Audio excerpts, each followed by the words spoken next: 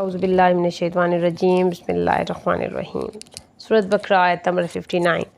फ़बद्दलल्लज़ीना ज़लमू क़ौलन ग़ैरल्लज़ी क़ीला लहुम।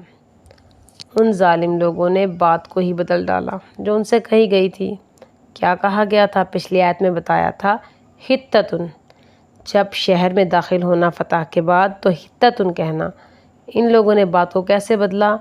लफ्ज़ी तौर पर भी, इस्तिलाही तौर पर भी। हित्ततुन की जगह हिंततुन। हित्ततुन means relieve the burden and हिंत मीन्स अनाज, गेहूँ, गंदम। उनको अभी भी खाने की पड़ी थी। क्यों कहा? इसलिए कि जब तुम नए शहर में दाखिल हो रहे हो, जो इतनी मिस्टेक्स तुमसे पहले हुई हैं, गलतियाँ, गुनाह हुए हैं, वो ख़त्म कर दी जाए। और जब इंसान मैच्योरिटी के लेवल पे आता है तभी उससे बड़े काम लिए जाते हैं, लेकिन इसका मसखरापन गया नहीं।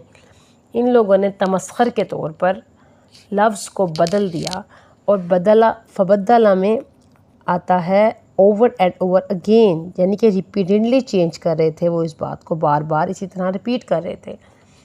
इन्हीं वजह से फ़अंज़लना अलल्लज़ीना ज़लमू रिज्जुन मिनस्समाई, अल्लाह ताला ने इनके ऊपर आसमान से अज़ाब नाज़िल किया। यहाँ पर यूनिवर्सल ट्रुथ एक्सप्लेन हो रहा है। आपको ऊपर अज़ाब क्यों और कब आते हैं? जब आप बात को बदल देते हैं और फिर अपने ऊपर जुल्म करते हैं। इस जुल्म की वजह से आपके ऊपर आसमानों से अज़ाब आते हैं। ये बनी इसराइल के लिए नहीं है सिर्फ, ये हमारे लिए भी है, हमारे लिए ही है। हमसे हमारी साइकोलॉजी से ही एड्रेस हो रहा है कि हम अपने अंदर के डिज़ायर्स को सामने रखकर ये भूल जाते हैं कि हमारी ज़िंदगी का मकसद क्या था। 1500 साल बाद बनी इसराइल अपने मुल्क में जा रहे हैं दोबारा से, और अब जो उनका मेन मकसद था कि अल्लाह के दीन को ज़मीन पर प्रैक्टिसेबल बनाना है, तो ये काम मैच्योर लेवल पे और हायर लेवल पे लेना था। 40 साल तक सहराओं में भटकने के बावजूद भी जो उनके अंदर लालच और अंदर का हिर्स और अंदर की जो प्रॉब्लम्स थी वो दोबारा से अपने ऊपर उस पर कवर नहीं कर सके, अपने नफ्स के ऊपर कंट्रोल नहीं कर सके, बल्कि बात को बदल दिया।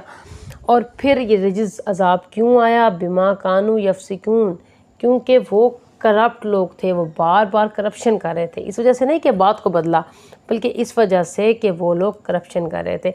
यहाँ पर एक बात पैरेलल और भी आएगी। जब हज़रत आदम अलैहिस्सलाम को से मिस्टेक हुई, उनको भी लफ्ज़ दिया गया था फ़ताबा अलैहि, कि जब आपसे गलती हो गई, ज़ुल्म रब्बना ज़लमना अनफुसना, तो आप क्या करें? फ़ताबा अलैहि, अल्लाह से माफ़ी मांगे। और जब इनसे बहुत सारी गलतियाँ हुई तो उनको भी क्या दिया गया? लफ्ज़ दिया गया हित्ततुन, कि आप गलतियों की माफ़ी मांग लो, सब क्लीन हो जाएगा, क्लियर हो जाएगा। और रिजिज़ कौन था? इसकी एक्सप्लेनेशन हमें तौरात में मिलती है। तौरात कहती है कि इनके ऊपर ताउन की बीमारी आ गई थी। ताउन की बीमारी बहुत ख़तरनाक हो, अगर आप गूगल पर सर्च करो ज़्यादा बेहतर तरीके से आपको नताइज मिले। डिज़ीज़ क्या थी? स्किन डिज़ीज़ थी, that's come out of their skin, जो उनके जिस्म के अंदर से निकलती थी, पील ऑफ द स्किन, उनकी स्किन को पील कर देती थी। तो इस तरह की बीमारी थी। इस वजह से आई कि उन्होंने अपने फिस्क को पीछे नहीं छोड़ा, अपने जुल्म के सबब अपनी बात को बदला। जो ऑर्डर्स हमें मिलते हैं अगर हम उनको फॉलो नहीं करेंगे तो उनके बदले का अज़ाब हम पे आएगा, और ये हर रोज़ किसी न किसी शक्ल में आ रहा है। अगर हम अपने ऊपर गौर करें तो हमें समझ आ जाएगी कि कहाँ पर हमने किस जगह पर ब्लंटर मारे हैं। जहाँ हम ब्लंट मारेंगे इसका तो चांस ही नहीं है कि आप अगर ब्लंट कर रहे हैं तो आपके साथ ना हो, अगर आप करप्ट हैं तो आपके साथ करप्शन ना की जाए, ऐसा मुमकिन नहीं है। यूनिवर्सल हमेशा से पे बैक करती है।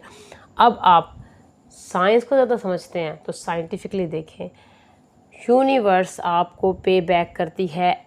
एक्शन का रिएक्शन होता है, जो एक्शन आप करेंगे और जितनी इंटेंसिटी से करेंगे उतनी इंटेंसिटी से उतनी दूर से आपके ऊपर वापस आएगा।